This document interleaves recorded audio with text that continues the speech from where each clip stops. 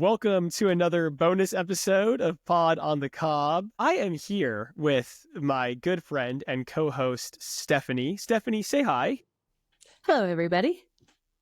I waved as if they can see me.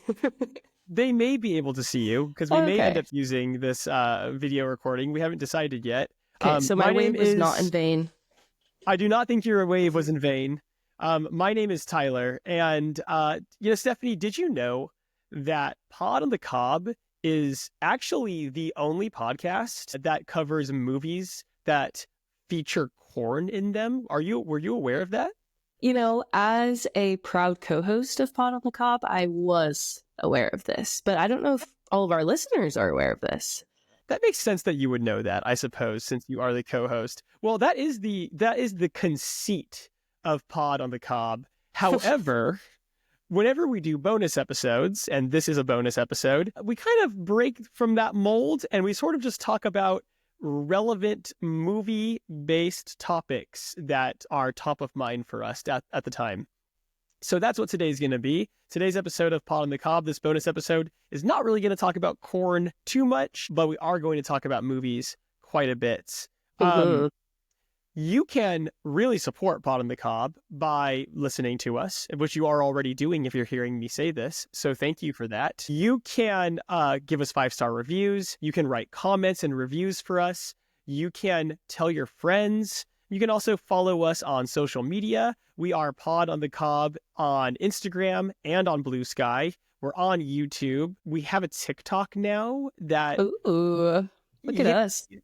It's kind of fucked up because people always give us way more love on TikTok if it's a TikTok that features you and not a TikTok that features me.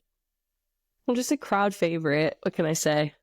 That's how it feels to me. I think we just need to really put the spotlight on you more often. Okay. One thing I did want to say before we go too deeply into today's topic is that we are recording remotely, which is not our favorite way to do the podcast. We both prefer to do it together in person. I'm not going to go into the details of what's going on, but I am traveling to visit some family and to kind of address some things that are happening with my family right now. So I couldn't be back home to record.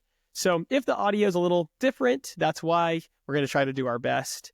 Also, Stephanie has a cold again, which is a constant. Yeah, it's just my reality. It's just the way life is. Okay, all right. So today's topic for our bonus episode is actually a fan-requested topic. I had multiple people come to me and say that this was what they wanted us to talk about. So we're going to talk about, we're going to talk about the past and the present and the future. We're going to talk about all three. And the way we're going to do that is we're going to talk about the 2024 Oscars. And we're going to talk about... Whoop, whoop. I felt like you paused for like applause. The 2024 Oscars. And we're going to talk about things that are coming out in 2025 that we are excited to see.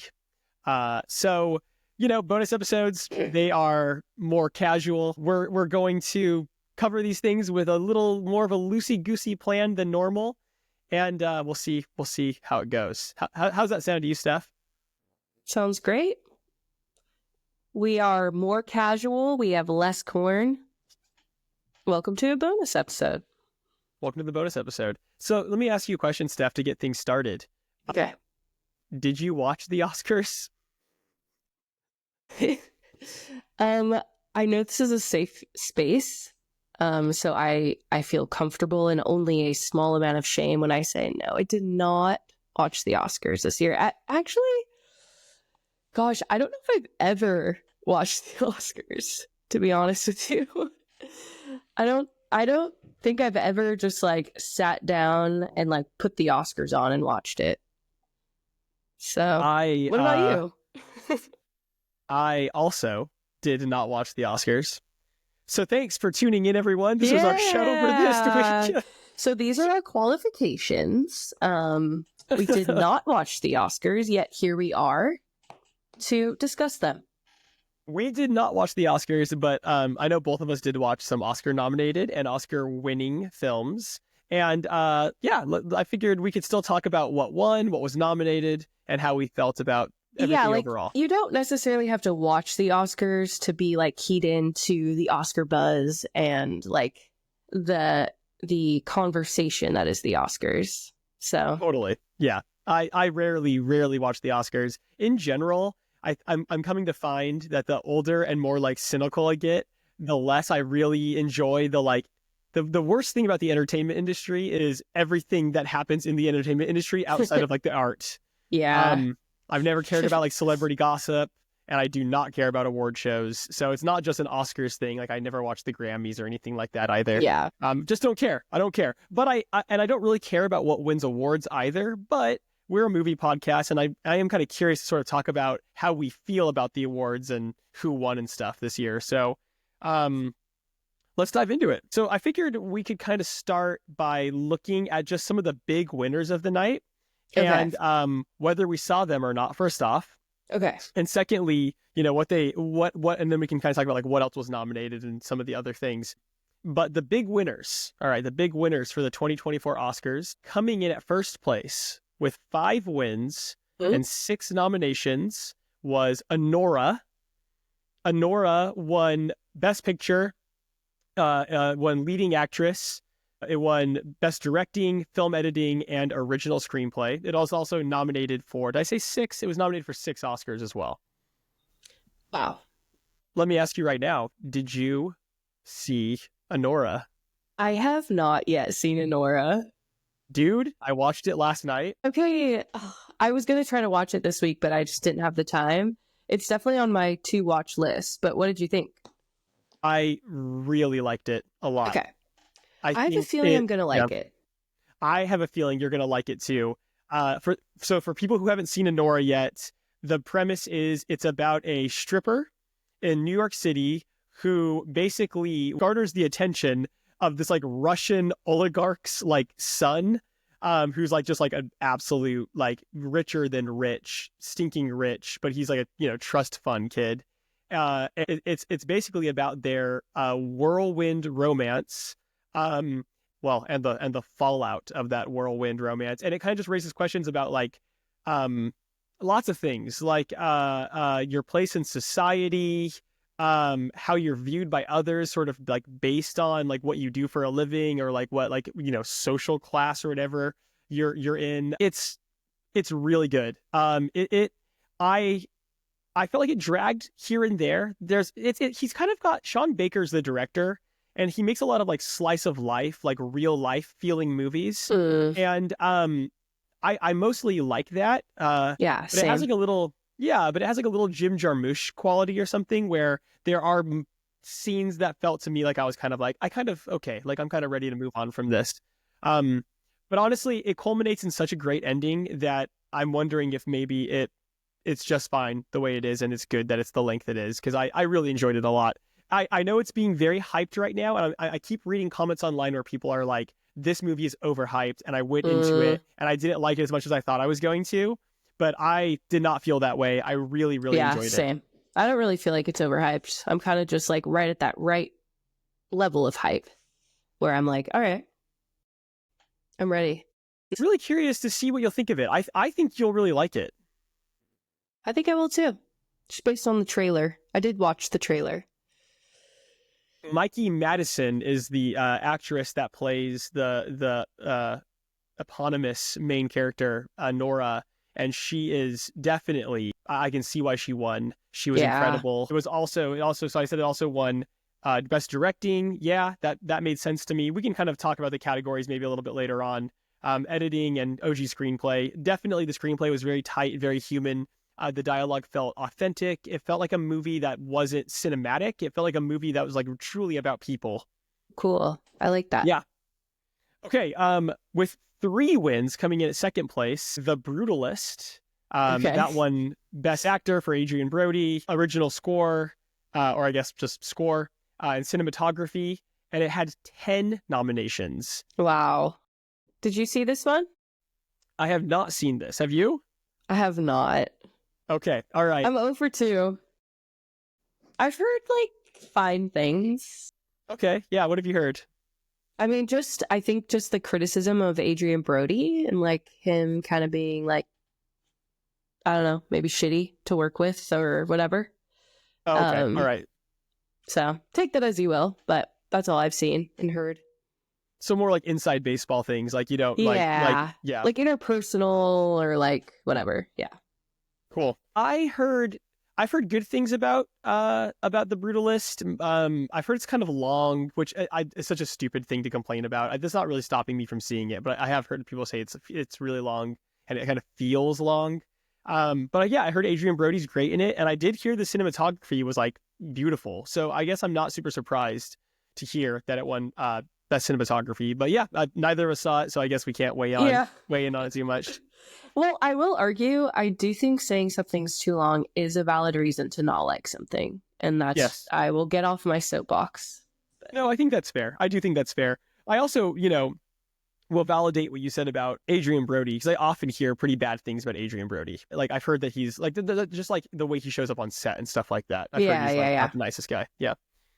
Okay, coming in at third place with 2 wins and 5 nominations was Dune Part 2, which, if I remember, was not like your favorite movie of 2024. But finally, one I've seen.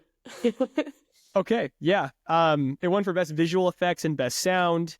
Those make a lot of sense. Movies like that tend to kind of win awards like that. That makes sense. I don't disagree with that. I am a lover of the story and the world of Dune. Like, I've read the novel. I haven't read all the other ones, but I like that world. We've talked in previous episodes about the David Lynch Dune with Kyle MacLachlan, and how much like we love that movie. These newer ones, I'm just kind of like meh about. Like, they don't like. I like to see them because I like the world enough and I know the story well enough to kind of be like, oh, that's that character, or that's whatever. But I don't know. I think it could be more compelling, and it could be, I don't know. I just kind of think of like what it could be. It could be less, like, I want it to be less Hollywood, like less just like it's Zendaya and like, I don't know. I wish it was just like more the story and the characters. Like, I wish it was more grounded. I don't feel like it's a very grounded franchise so far. Okay. Yeah, I hear you. I feel differently. I especially liked Dune Part 1. I thought Dune Part 1 was like, so it's funny. It's kind of funny to me to hear you say that they feel Hollywood to you, because the second one did feel very Hollywood to me, in more ways than the first. But the first one is like, I love that people like the first Dune because it's so like unconventional and boring in a good way. Like, I really like the first one. It's all like incredibly hard to follow dialogue around subjects that they don't spoon feed you, and really slow pacing, especially at the start. Right. So that's fair. I do like this franchise. I liked Dune Part 2 less than Dune Part 1. And I don't really get some of the nominations it garnered. Like, we will talk about the nominations more later on, but it also was nominated for Best Picture, for example. Yep. And like, I don't really think that makes a lot of sense to me. But yeah, I you and I, this is one of those areas where you and I sort of differ. Like, I love the David Lynch Dune. We talked about it a lot in our second bonus episode. And it's just a special kind of neat, quirky little movie. Yeah, for sure.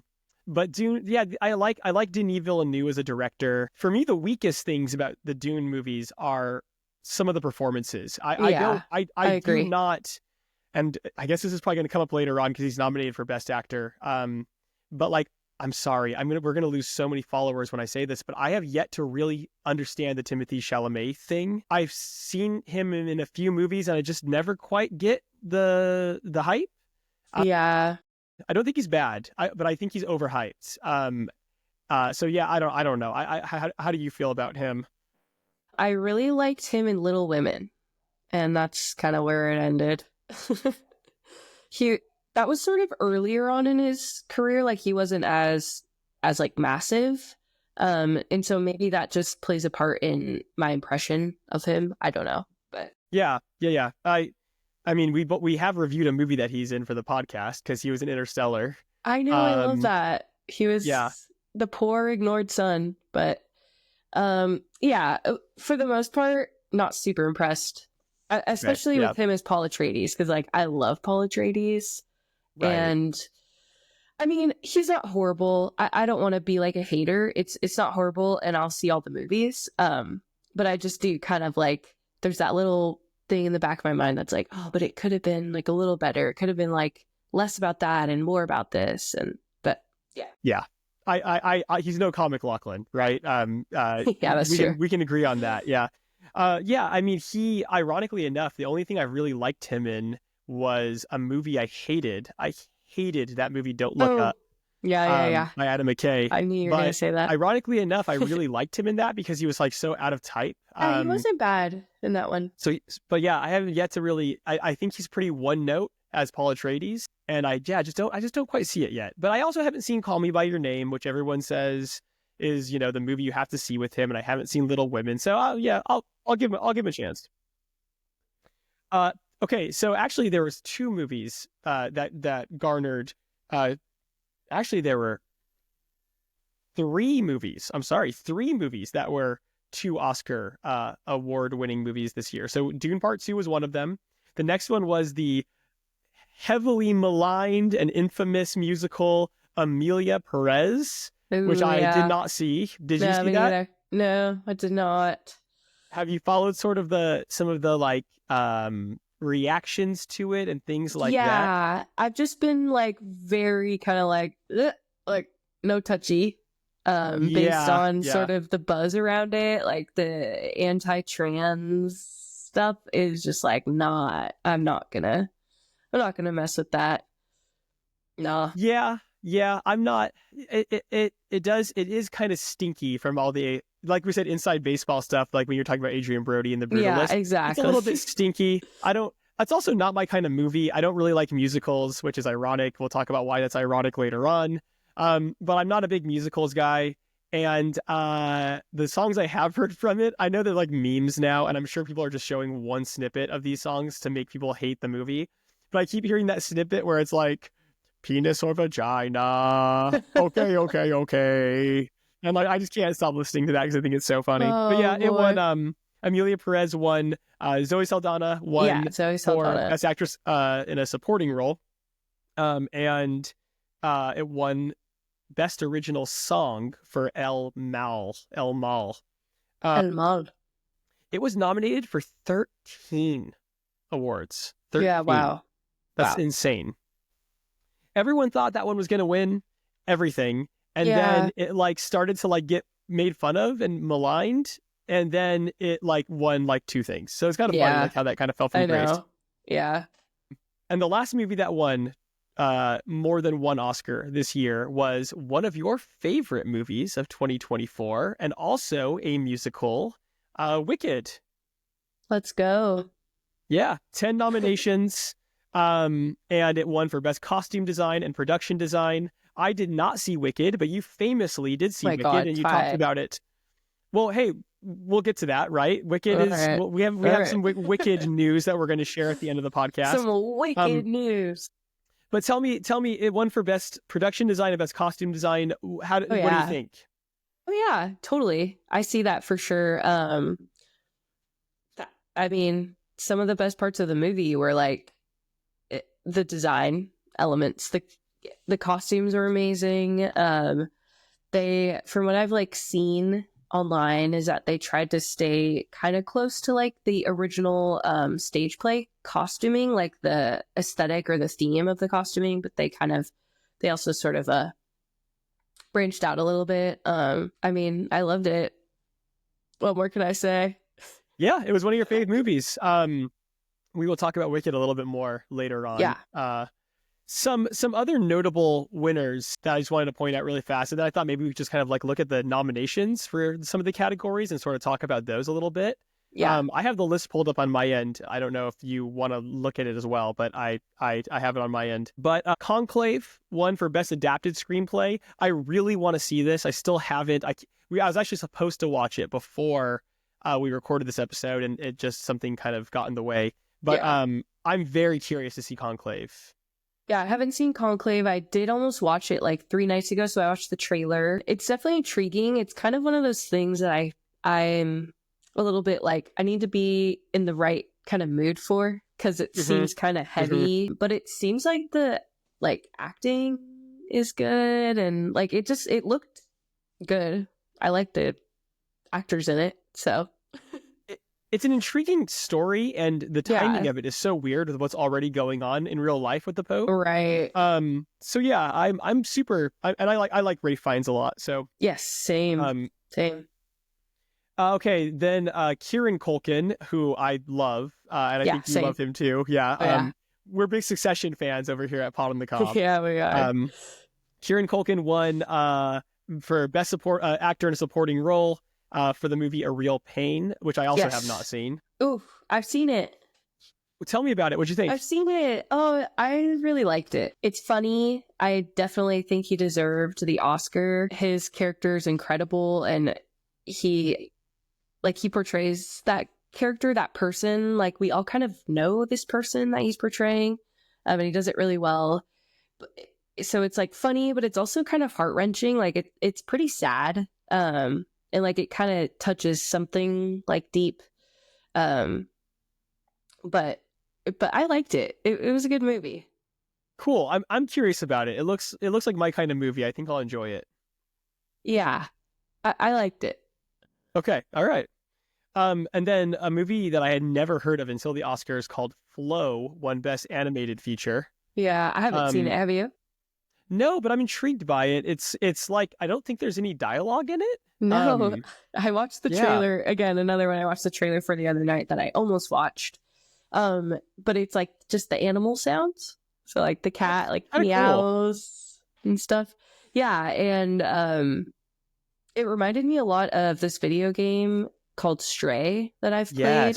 Yes. With the cat, and you like go around town or the city and you kind of uncover these secrets and whatever.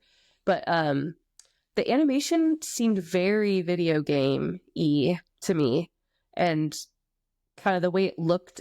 Granted, it was a trailer, so it's just showing the like peak adventure parts. But the plot almost felt very like video game, like adventures and quests and stuff. But yeah, it looks cool. I think it was really, really independently made. I think it was like made by like, I don't know all the details, but I think it was even made by like maybe like a single person, or something. That's incredible. I'm probably butchering that. But I know that it was made like people were kind of noting that it was up against Inside Out 2 and like, you know, the robot one by the DreamWorks one, the Wild Robot, and those movies had like, you know, I think Inside Out 2 had like a $200 million budget, and everyone just kind of saying like it's kind of cool that like this little guy ended up winning. I was excited. I haven't seen any of the best the nominees for best animated feature, but I was glad that one won. I was glad it was like an underdog, a kind of interesting movie one, right? Yeah. The last one on my list here, I did see. It won for makeup / hairstyling, and it was The Substance. Oh, yeah. And I really, really liked it. Right on. That's on my to-watch list, but you liked it? I really liked it. It's like right up my alley. It's just like my kind of movie. Yes. Oh, okay. For anyone who hasn't seen The Substance or doesn't know what it is, it's kind of like a horror movie. It's like a body horror movie, and I'm just so like pleasantly surprised that a movie that's such a weird Oscar-y kind of genre ended up getting nominated and winning something. I do think that it deserved the win for makeup and hairstyling. And we'll talk about the nominations in a second, but I would give it some. There's some other nominations that I think it maybe also would have deserved to win, but it's really good, and yeah, I definitely recommend it. But it is also fucking gross, like so goddamn gross. Oh. So like, be prepared for like, it's not violent. There's like one violent part. It's like bloody gross, like body horror gross, but it's also just gross. Like there's a lot of, there's a scene where it's just a close up slow motion close up of Dennis Quaid eating shrimp that he's dipping in mayonnaise. And it's like the foulest thing I've ever seen in a movie in my life. It was yeah, that's so like nasty. your nightmare, It was Mr. very gross. Anti-mayonnaise. I do not like here. mayonnaise. I do not like mayonnaise, especially on my corn. I do not like elote. Oh, damn, I love elote. Okay, so those are some of the big kind of notable winners. If you're down, let's kind of like, I wanted to just kind of look at some of these like nominations, because we covered like the winners, there's some other things I wanted to cover really fast. So, Okay. Looking at Best Picture, the Best Picture nominees were Wicked, The Substance, Nickel Boys, I'm Still Here, Amelia Perez, Dune Part 2, Conclave, A Complete Unknown, The Brutalist, and Anora. Super long list of nominees. Out of those, I saw The Substance, I saw Dune Part 2, I saw Anora. So I only saw 3 of the movies that were nominated. And from what I saw, I think that Anora beat those other 2 that I saw by a landslide. It was by far my favorite of the ones I saw. But I'm curious because I know that there's some on this list that you did see, like you saw Wicked. I've only seen 2 of the list. You saw Wicked and Dune Part 2. Wicked and Dune Part 2, honestly, neither of which I think would deserve an Oscar for Best Picture. Okay, yeah.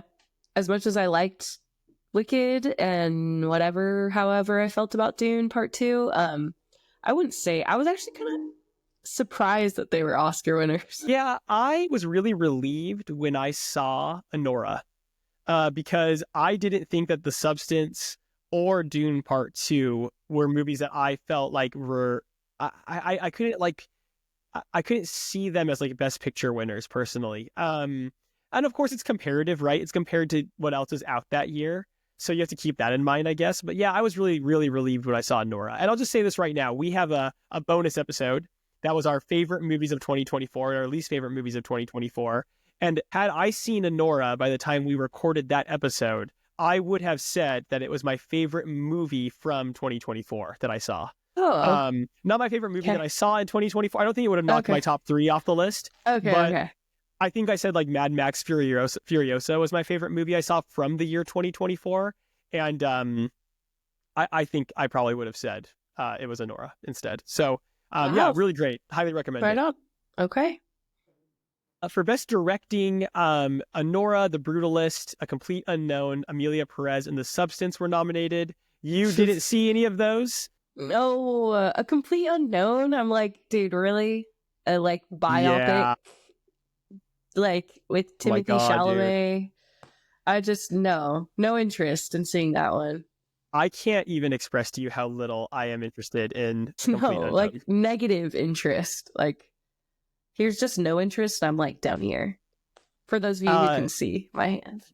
That does actually take us to Best Actor in a Leading Role, which Timothée Chalamet was nominated for. Yeah, he was.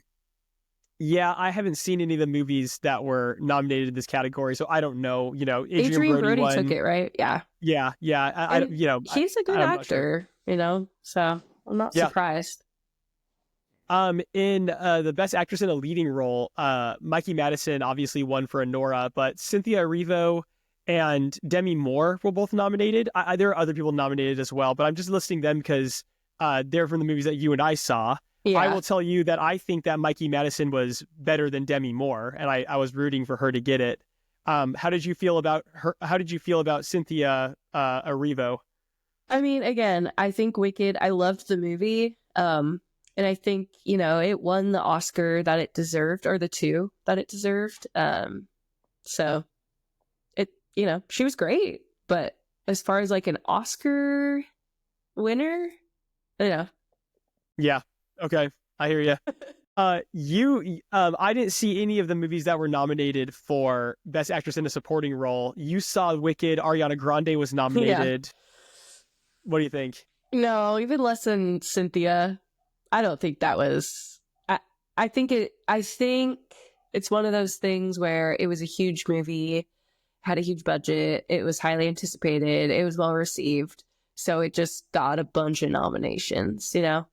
And I Totally. love you, Ariana. I'm not a hater, but I just think as far as like acting and in that performance, I don't think she was robbed of that win. Yeah. Okay. That's fair. That's fair. Um, as far as best writing goes, I saw two of the movies that were nominated. You didn't see any of them. Yeah. Anora and The Substance. Anora won. Anora definitely was a stronger screenplay than The Substance, so I was happy with that. Actually, you know what? I'm sorry, I forgot. You saw A Real Pain, and A Real Pain Did. was nominated.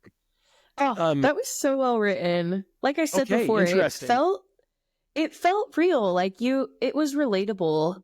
Which I think can be good and bad depending on, what you want going into seeing a movie, I guess. Because it navigated like family and like mourning and loss and relating and mental health and like, loving and supporting people, and which is just like very powerful and relevant, especially like to us in our age, because like they're millennials and like we're all kind of at that phase in our life, and you have people you grow up with who you love, and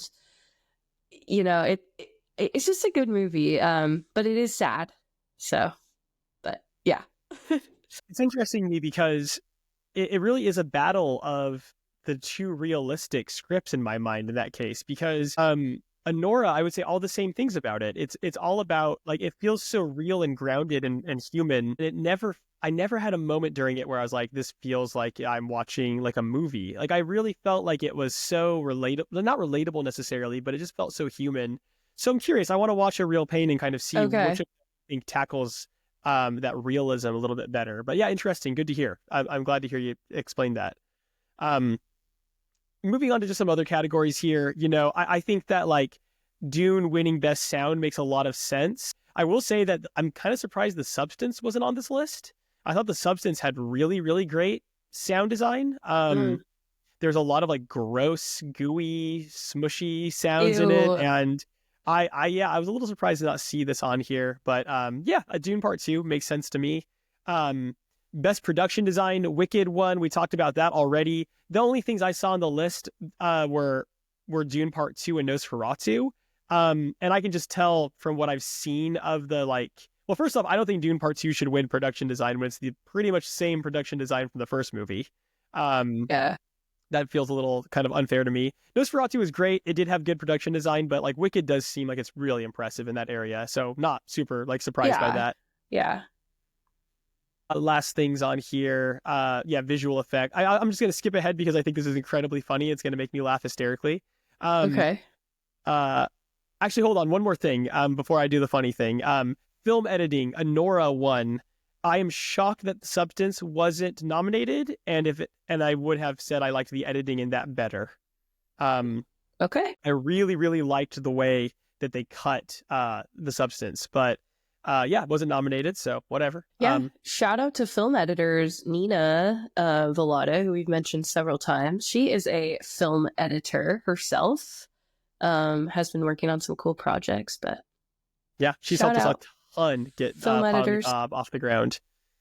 Okay, and then best visual effects are Dune ended up winning, but I had to read this category because it made me laugh so hard because one of the movies nominated for best visual effects was one of your absolute favorites from last year, Kingdom of the Planet of the Apes. Wow. Can you believe it got a nomination? I bet they were so proud of themselves and just Yeah, happy. you literally said in your review of it, some of the special effects were good. Or five.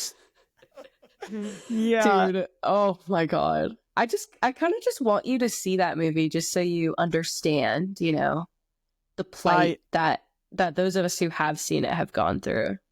I really just can't. I can almost promise you I'll just never see that movie. That's okay. That's okay. I will say that Alien Romulus was also nominated, and I did see Alien Romulus, and I didn't really like Alien Romulus that much. And I'm also kind of laughing at the fact that it was nominated because, yes, it does have some really, really cool practical effects. And I want to make sure I'm about to bash it. So before I bash it, I really want to make sure I say that it does have some really, really great practical effects. And yeah, visually, it actually was a very cool movie. But and spoilers right now, spoiler alert for Alien Romulus, but there is a horrible deep fake AI Ian Holm throughout the movie. Ian Holm was in the original Alien. He passed away, and they wanted his character to still be in it for like just Easter egg nostalgia bullshit reasons. Right. And the deep fake of him is so distracting and bad. And it's just funny to me that like something, and it's a big part of the movie, dude. Like he's in it a ton. Oof. Yeah, Brutal. so I don't get that one at all. Yes, the rest of it was great, but that one is when you have when my biggest complaint about a movie is a literal visual effect, I just can't really see it being the best visual effect award winner. Yeah. Wicked was also nominated for best visual effects. What do you think? Yeah, it had great visual effects. That's it. It had great visual effects. Like, you know, right on. You're just gonna have to see it for yourself to know. Well, maybe, like I said, we do have some Wicked news coming up in a little bit here, so we can talk about whether or not I'm going to see it soon. We can talk about that very, very shortly. But let's move on. We talked about the past and the present to some degree, and let's talk about the future. The future. I asked you before we went into today's podcast, what are some movies coming out later this year that you are excited to see? And I'm curious what your response is. Do you want me to just start with one? Because I wrote down 6. Just go for it. Just give us your list. Let's go. Okay, so I looked up a list, and I think it was just like a Rotten Tomatoes list of like anticipated movies for 2025. The list had them ordered by like the month they were going to come out, so like chronological release date. So the way I have them written down is not necessarily in like order of me really wanting to see them over another one. So the first one I have written down is Mickey 17. Yeah, that's on my list as well. Okay, so this one has Robert Pattinson in it. It's the director of... It's the director in this movie is the director from Parasite, who didn't that win Best Picture? Like in the Oscars whenever it came out a couple years ago. Yes. Yeah, it did. 2019, I want to say. 2019. Oh, yeah, that sounds right. And it kind of just looks like an interesting, like it looks intriguing. It's like a sci-fi thing. It's an adaptation of a sci-fi novel. And it looks kind of cool. I like Robert Pattinson, so. Yeah. Isn't it nice that people like Robert Pattinson now? Because like people didn't used to, and like now they do. Liked him, so. But I was a teenage girl when Twilight was coming out, so I was allowed to like him. But I love him in The Lighthouse. Yeah, I like him too. He seems like a cool person. Also, like I like. I know he does. He does seem cool. Mickey 17 was also on my list. I'm very excited to see that. Yeah, very excited to see that. Do you want to hear my next one? Okay, my next one is Death of a Unicorn. Oh my gosh. I don't know very much about this movie, but one of our fans wrote in and said that was their most anticipated movie. Oh, no way. Yeah. So it's starring Jenna Ortega and Paul Rudd, which I like both of those people. Yeah, that's a great cast. And it just kind of seems like I watched the trailer of it, and it just kind of seems like offbeat, like kind of funny, kind of like weird. I mean, it's in the title, Death of a Unicorn. They like run into a unicorn in their car and kill it, and like it kind of spurs the story, the adventure. It just kind of looks fun. Is that an A24 movie? Do you know? I think so. Yeah, it feels like an A24 movie. I'm pretty sure, and I think that kind of gives it a leg up for me of like why I want to see it, because it's A24. I feel like I trust. Right on. I trust them. Yeah, same here. Yeah, I got a couple A24 movies on my list as well. Right okay, on. Okay, you share one. Okay, mine, well, I also had Mickey 17 on my list. Since you did an A24 movie, I'll just say there's 2 A24 movies that look like kind of classic A24 horror movies that I'm excited about. One of them is called Bring Her Back. Oh, yeah. It has a really great trailer, but I also just like, it's the same guys that made Talk to Me, which you and I watched together last year, maybe 2 years ago. Yeah. And I really liked Talk to Me, so I'm just kind of excited to see what else these guys are making. So that one's on my mind. And then there's another one called Together that I also saw a trailer for. I believe Together is an A24 movie. Let me just double check. Oh, you know what? I'm wrong. I think it just looks like an A24 Okay. movie. All right.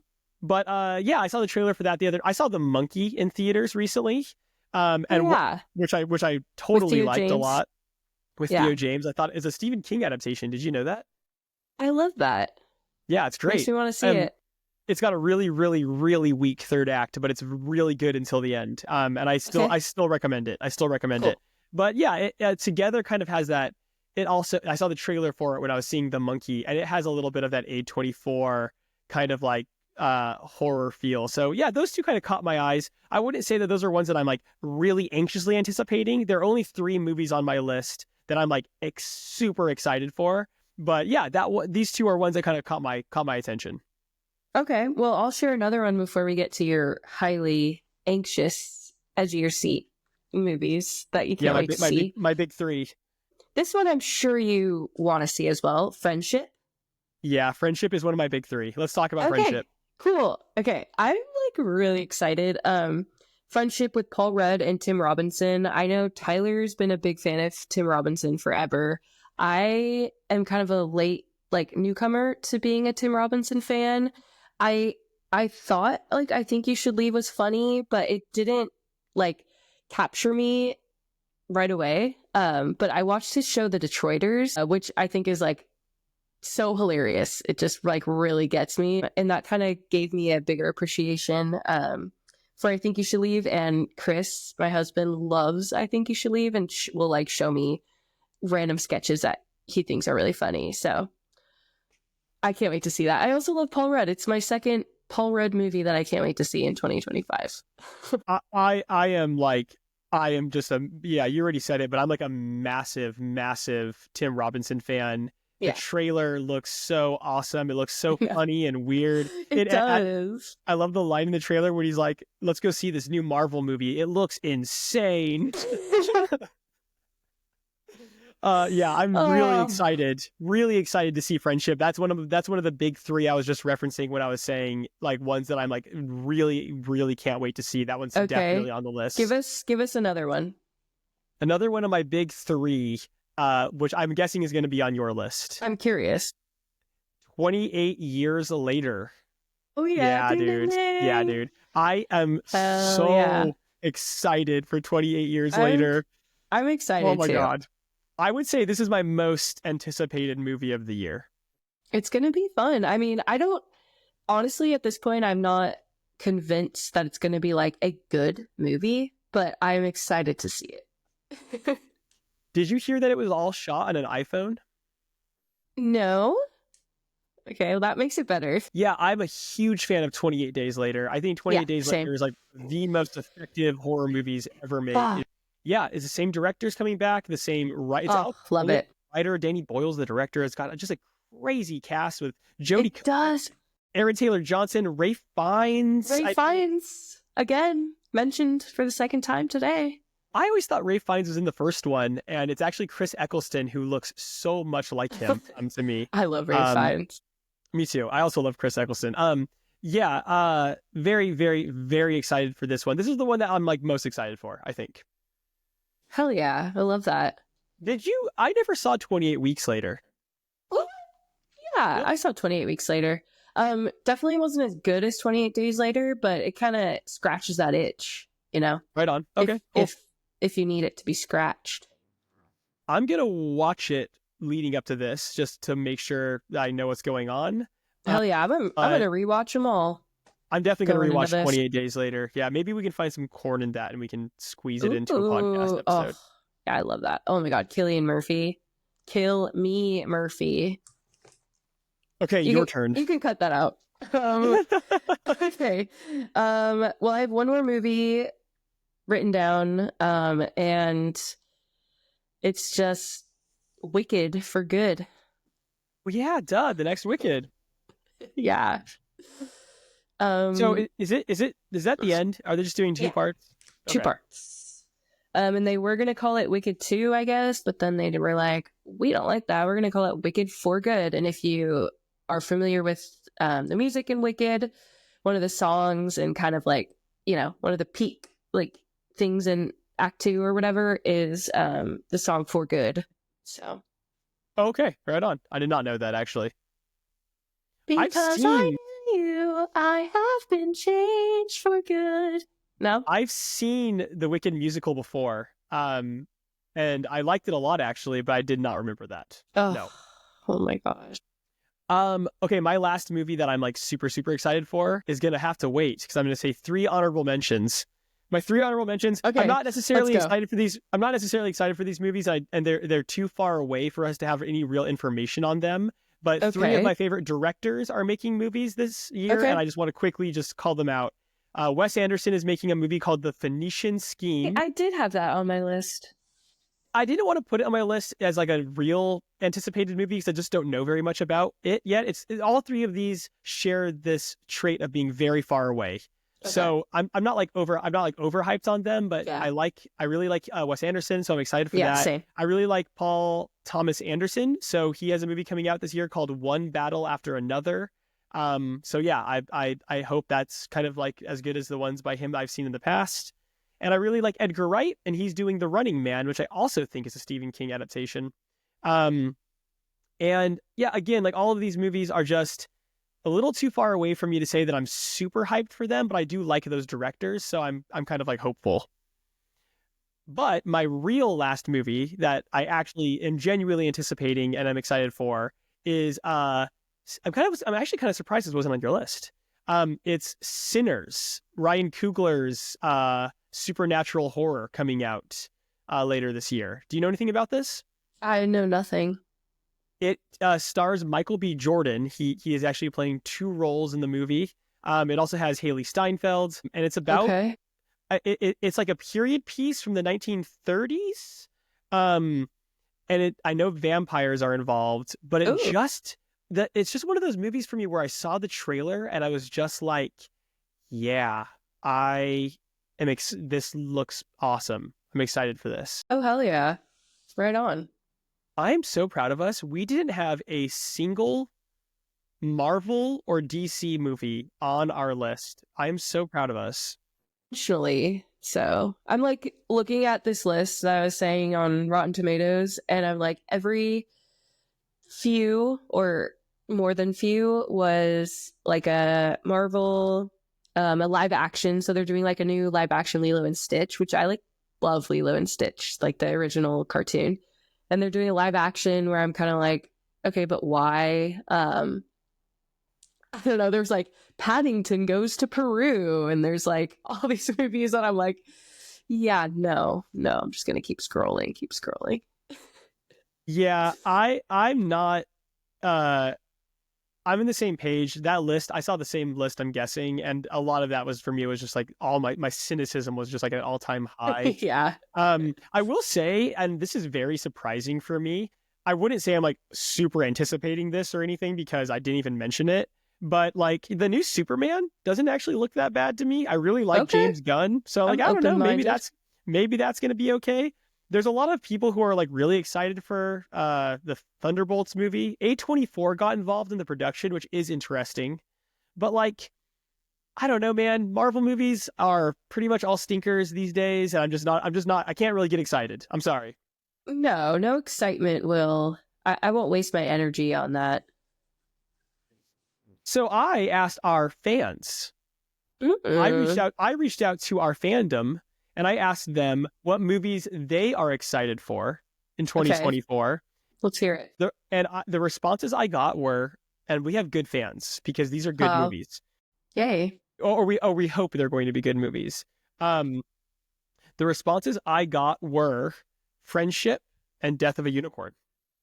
Oh, cool. Yeah. Hell so yeah. those are the ones that came with the most.